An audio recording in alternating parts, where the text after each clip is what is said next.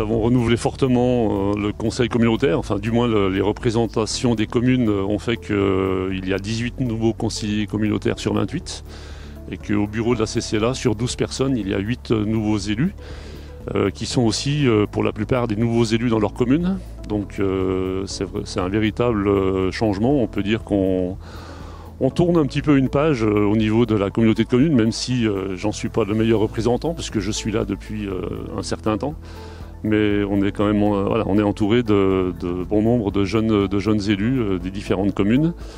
Et voilà, il faut que l'objectif, dans un premier temps, c'est que chaque élu s'imprègne de l'ensemble des dossiers qui sont à gérer, aussi bien sur les aspects techniques, déchets, assainissement, environnementaux avec le lac des Bledettes, la réserve, sociaux avec le centre socio-culturel, l'EHPAD. Voilà, on souhaite axer ce mandat aussi principalement sur le social.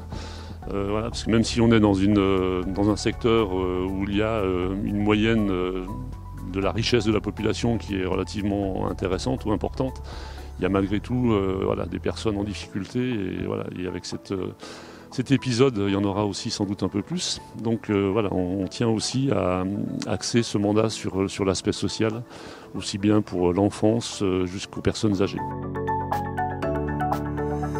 Avec le lac des Bledettes, forcément que le tourisme en tant qu'économie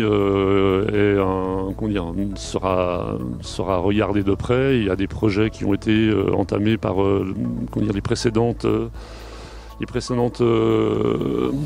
équipes qui seront continuées, l'aménagement des pistes cyclables, les voies piétonnes, tout ce qui est mobilité, économie d'énergie. Ça sera sûrement aussi des thèmes centraux et principaux du mandat à venir. Alors, je ne sais pas s'il faut dire relancer le tourisme, c'est un peu tôt pour tirer des conclusions, mais voilà, on s'aperçoit que la consommation touristique de cet été est légèrement différente des années précédentes. Les gestionnaires de gîtes, la commune de Dulin, nous sommes propriétaires de 25 gîtes communaux et on entend dire aussi par ailleurs que les gens réservent vraiment au dernier moment. Enfin, on était déjà dans cette évolution un petit peu du dernier moment par rapport à où avant les gens s'y prenaient quand même relativement de bonne heure pour réserver leurs vacances. Voilà, donc on a l'impression qu'on est de plus en plus dans le dernier moment et sur des séjours aussi peut-être un petit peu plus courts. Mais voilà, je pense que c'est un petit peu trop tôt pour tirer des conclusions. Il faut attendre la fin de l'année, il faut voir comment les choses évoluent. Mais le tourisme, c'est une activité importante.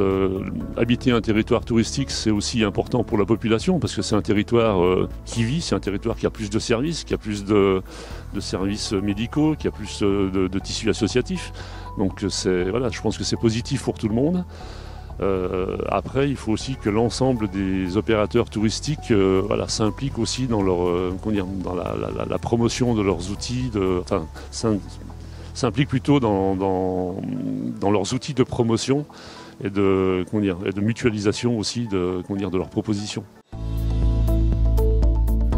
Oui, effectivement, la plupart des élus, tous les élus du secteur ont été élus lors du premier tour des élections, mi-mars, et ensuite il a fallu attendre le mois de juin pour installer le conseil communautaire avec une période de parenthèse où dans les communes où les anciens élus ont été reconduits, c'était un peu plus facile de gérer cette période-là. Dans les communes où il y a eu un changement, ça a sûrement été plus difficile. Donc oui, c'est vrai que c'est un mandat qui démarre d'une manière bizarre, on va dire, et que on s'adapte à la situation. Avec aussi, principalement pour nos écoles par exemple, ou les centres aérés, toutes les indications et contre-indications qu'on a pu avoir sur les modes de fonctionnement, et qui a demandé énormément de souplesse de la part de ceux qui gèrent ce genre de dossier, quoi.